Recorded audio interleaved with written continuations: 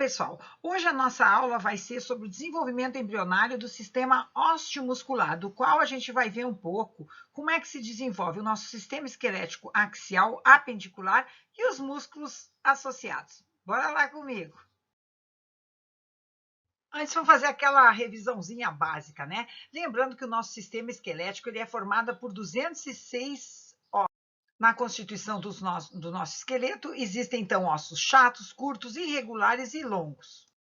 Em termos anatômicos, o nosso sistema esquelético pode ser dividido no esqueleto axial e no apendicular. O axial vai ser composto pela cabeça, pela coluna vertebral e pelos ossos do tórax, que são a costela e o externo. Já o esqueleto apendicular vai ser composto pela clavícula, escápula, quadril e os ossos dos membros inferiores e superiores do nosso corpo. Vamos ver agora, então, um pouco a respeito do desenvolvimento embrionário do sistema esquelético axial.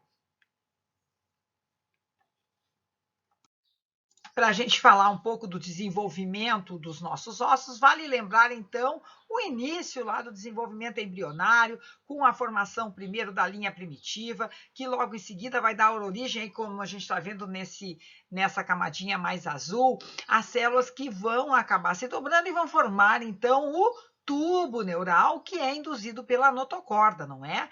E ali do ladinho da notocorda, como a gente aprendeu, a gente vai encontrar quem? Exatamente, o nosso mesoderma paraxial. E por que ele vai ser importante? Porque, olha só, na medida que o nosso tubo neural ele vai se formando, esse mesoderma paraxial vai acabar se diferenciando para formar, então, estruturas que são blocos maciços de tecido mesodérmico que a gente conhece como somitos, e que é a partir dali, dos somitos, que a gente vai ter, então, a diferenciação do sistema esquelético axial. Nesse esqueminha aqui, então, eu saliento aqui as camadas germinativas, o mesoderma paraxial do lado da notocorda e, enfim, os somitos, não é? Naquela outra figura ali, que agora se posicionam não só do lado da notocorda, mas do tubo neural também, e que vão ser importantes para a formação do esqueleto axial. Antigamente se pensava que os somitos eram blocos maciços de células que, a partir daí, davam origem, de modo aglomerado, às estruturas que ele acaba diferenciado. E eles são conhecidos desde o século XVI. Entretanto, mais ou menos na década de 70, com o desenvolvimento da microscopia eletrônica, se observou que os somitos não eram tão homogêneos, não, e que, na realidade, eles eram compostos por 3 faixas teciduais diferenciadas. Essas faixas diferenciadas do somito são chamadas de somitômeros, e elas são 3. Uma que está muito próxima da ectoderme, que a gente conhece como dermátomo, a faixa intermediária formada, que é conhecida como miótomo, e o esclerótomo. É claro que a gente já pode deduzir o que cada uma dessas faixas vai diferenciar. O dermátomo, a derme, o miótomo, os músculos, e o esclerótomo, o esqueleto axial, não é? Que vai formar, então, a nossa coluna vertebral, vértebras, costelas e externo. Ao contrário do que se possa imaginar, o somito, que antes era maciço, não vai ficar maciço, não. Bem no meio dele, as células vão acabar morrendo por apoptose, e aí ele vai ficar com um formato como se fosse um tubo, não é? Deixa eu ver onde é que está aqui. Opa, desse lado. Tubo. Bom, logo em seguida, agora, esse tubo ele vai se desmanchar. A parte que está em vermelho aqui, ela vai acabar formando uma camada de células achatadas que vai dar origem à derme, porque ela é composta por células conhecidas como dermátomo. E logo em seguida, aquelas células, então, que se desconstituíram do somito, vão acabar formando o sistema esqueleto axial, porque entre essas células estão as células do esclerótomo. Na realidade, as células do esclerótomo, ela vai se constituir em 3 áreas. Aquelas que estão mais próximas à região dorsal, ou seja, aquela região mais próxima ali da notocorda, as que estão na região ventral e as que estão na região ventrolateral. Cada um desses grupos de células vai acabar diferenciando estruturas apropriadas e específicas. No caso, as células do esclerótomo da região dorsal vão dar origem aos arcos dorsais da coluna vertebral, da região vertebral vão dar origem ao corpo das vértebras e aquelas células do esclerótomo da região ventrolateral vão acabar gerando, então, as costelas. Vamos falar agora um pouquinho do desenvolvimento das vértebras. Então, para fazer as vértebras, o que vai acontecer especificamente é o seguinte, ó, o esclerótomo dorsal está mais próximo ali, ó, da notocorda, ele vai fazer com que as suas células se disponham ao redor da notocorda para a gente começar a formar as vértebras. Então, se a gente imaginar que esse lápis aqui é a notocorda, não é? Essas células, então, elas vão se dispor, elas vão migrar e vão rodear a notocorda, ficando essa estrutura assim. Opa, eu quero botar assim na frente, ok? Bom, aí o que vai acontecer, então? As células da porção ventral do esclerótomo, elas acabam sendo estimuladas por substâncias da notocorda para formar esse corpo da vértebra. Isso é importante dizer, é a notocorda que induz muito desse processo. Agora, cada vértebra ela vai ser constituída não só de um somito, uma vértebra. Não, a partir do somito, parte de um somito e parte de outro somito é que vão se juntar para formar as vértebras, certo? Então, cada vértebra vai ser constituída pelo que a gente chama de metade caudal do somito anterior e metade cranial do somito seguinte, ou seja, elas vão ficar dispostas assim, elas vão ser formadas por essas duas metades do somito, certo? Bom, o espaço entre as duas vértebras ele vai ser preenchido por células que se originam da porção cranial do corpo vertebral. Isso é da parte de cima, né? Sempre da parte de cima que vai formar essas células do meio. E elas vão formar, então, o anel fibroso. E a região central da vértebra, depois que a notocorda desaparecer, ela vai acabar sendo preenchida por um tecido conhecido como núcleo pulposo, que a gente vai ver que tem um dedinho da notocorda aí também, certo? Bem, durante a 6ª semana de desenvolvimento embrionário, os esboços das nossas vértebras já estão super estabelecidos e a parte mais densa do esclerótomo é que vai acabar originando, então, a outra estrutura da coluna vertebral, que é o disco intervertebral, certo? Antigamente se acreditava que toda a notocorda se degenerava e nenhuma célula dela sobrevivia nos adultos, não é? Vertebrados superiores, cordados, como é o caso do homem. Entretanto, os estudos mais recentes demonstraram que isso não é bem verdade e que células da notocorda vão acabar dando origem ao núcleo pulposo das vértebras dos adultos. Então, como eu mostro aí essa primeira página de um artigo que faz uma revisão sobre o tema, não é? O núcleo pulposo das vértebras dos adultos se origina a partir das células da notocorda. E o mecanismo responsável pela transformação da notocorda em núcleo pulposo ainda não está completamente conhecido. Aqui vamos lembrar um pouquinho, né, da histologia que fala sobre os tipos de ossificação que o nosso corpo sofre. Então, inicialmente as vértebras elas vão ser formadas de tecido mesenquimal que vai se transformar em tecido cartilaginoso mais ou menos por volta da 6ª semana, certo? E aí, a partir daí, esse tecido cartilaginoso que formou as vértebras começa a sofrer ossificação, mais ou menos na 7ª semana, e ela vai estar super, completamente, 100% consolidada só por volta do quando a gente tiver 25 anos de idade. Como a gente comentou antes, o externo faz parte, não é, do sistema esquelético axial. Entretanto, ao contrário dos ossos, os ossos ele não é formado a partir do mesoderma paraxial e dos somitos, não. Ele é formado de células mesenquimais que estão presentes ali no mesoderma lateral e que migram e que vão formar faixas externais, e essas faixas externais depois vão se diferenciar e se fundir, formando então o externo. Eu não vou ficar nas nossas aulas comentando muito sobre a questão da regulação genética dos nossos sistemas embrionários. Talvez eu vá fazer uma aula específica sobre isso, mas eu só quero lembrar para vocês que muitos dos genes que regulam então esse processo de diferenciação de todos os nossos sistemas já estão bastante estabelecidos.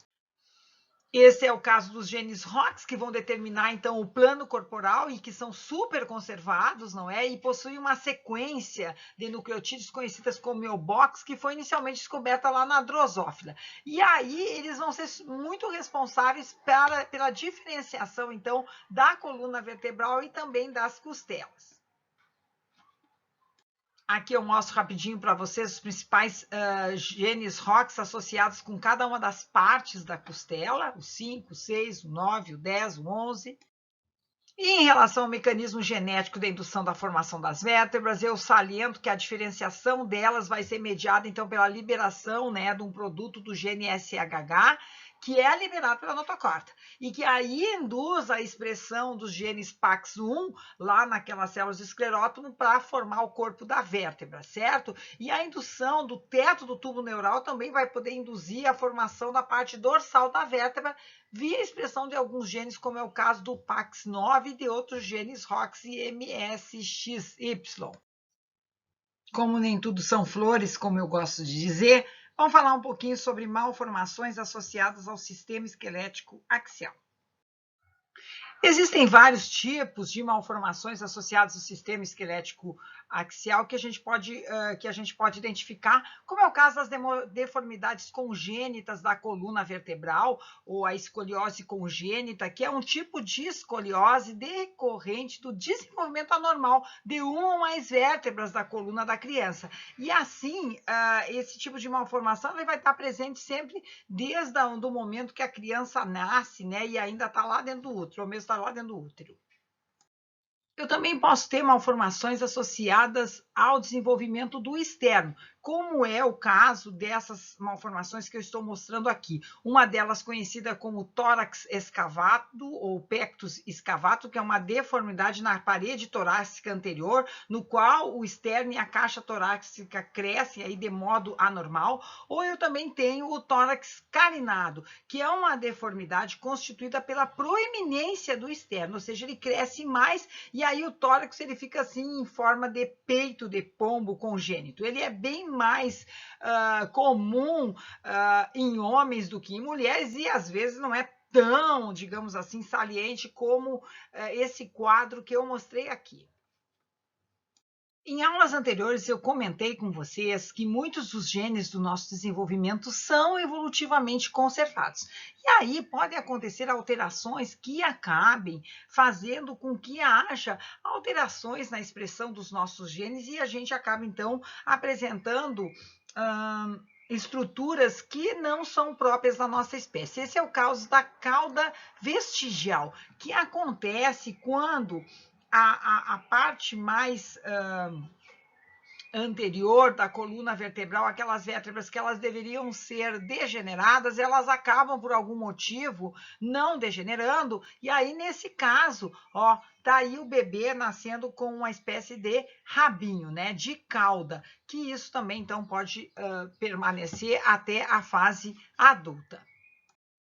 Então, agora vamos falar um pouquinho sobre o desenvolvimento embrionário dos músculos que vão basicamente formar o nosso tronco, não é? E outras estruturas musculares também. Vamos lá. Como a gente sabe, os músculos são parte vital do nosso corpo, estando associados aos ossos e que nos permite locomover e realizar uma série de outras funções, como falar, enfim, uma grande diversidade de funções que o nosso corpo precisa para sobreviver. Ao longo do desenvolvimento embrionário, os músculos também vão se originar a partir dos somitos, não é? Formados do mesoderma paraxial, mais especificamente dos somitômeros conhecidos como miótomo, que a gente está mostrando aí. Bem, em geral, como os músculos envolvem basicamente diferenciação tecidual, a gente reconhece as seguintes principais etapas dessa diferenciação. Então, o somitômero miótomo, ele inicialmente ele se subdivide numa região mais dorsal e numa região mais ventral. A dorsal a gente chama de epímero e a ventral de hipômero. No epímero, a partir do epímero, vai acontecer a origem de todos os músculos extensores da coluna vertebral, extensores do tronco, que são os músculos eretores da espinha e que incluem também o músculo ilio-costal torácico, o longuíssimo dorsal, o espinhal torácico e o ilio-costal lombar, certo? Já os miótomos que formam o hipômero, não é? Eles acabam se segmentando em 3 grandes grupos de células, em 3 camadas. A primeira camada a gente chama de camada torácica e ela vai acabar dando origem aos músculos intercostais internos, externos e ao músculo transverso.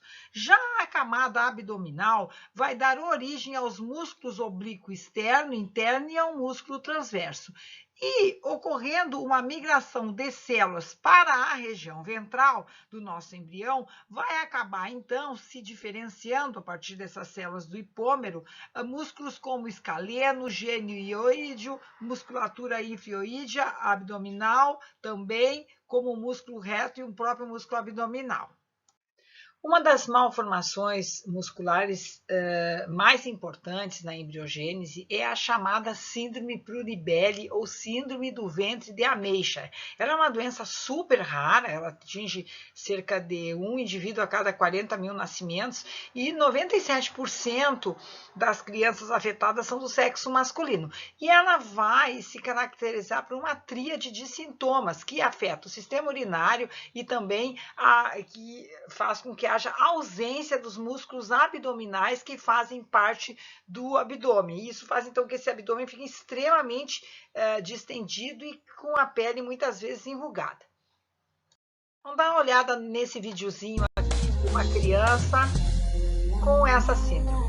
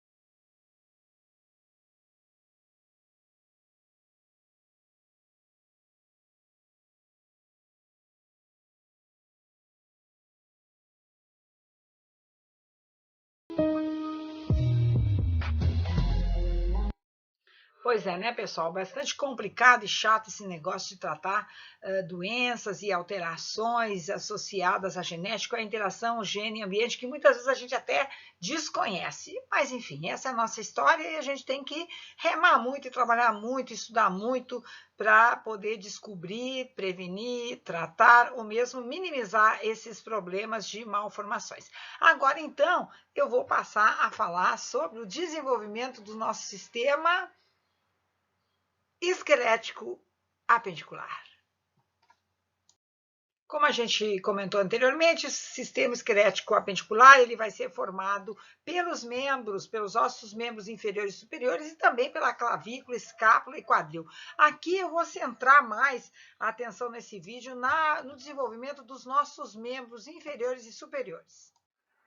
Para tanto, eu vou lançar mão desse vídeo aqui, que fala sobre o desenvolvimento do broto, não é?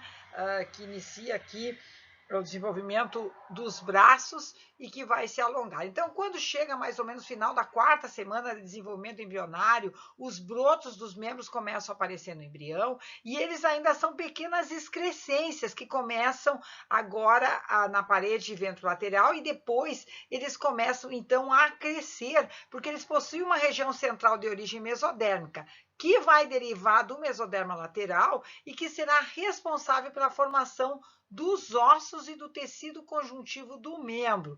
E ele vai ser recoberto, então, por uma camada de células ectodérmicas com formato cuboide. Aí, na parte distal, não é, desse sistema, eu encontro o que eu chamo de borda distal.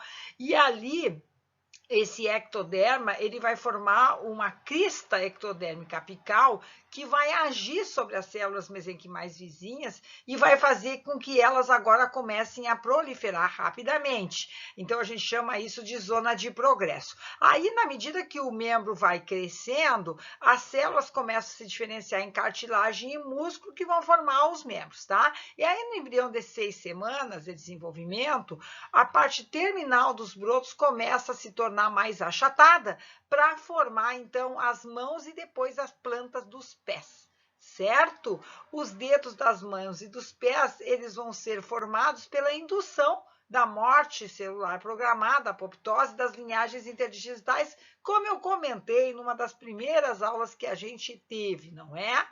E também o que vai acontecer é que quando os membros eles se formam, depois eles precisam sofrer uma rotação para eles ficarem, que está sendo mostrado nesse vídeo agora, para eles ficarem naquela posição, não é? Mais de frente que a gente tem quando é adulto. Aqui, então, nesse vídeo, aparece os padrões das células embrionárias que vão dar origem, então, à formação lá dos membros inferiores, neste caso aqui, tá? Vamos dar uma olhada aí.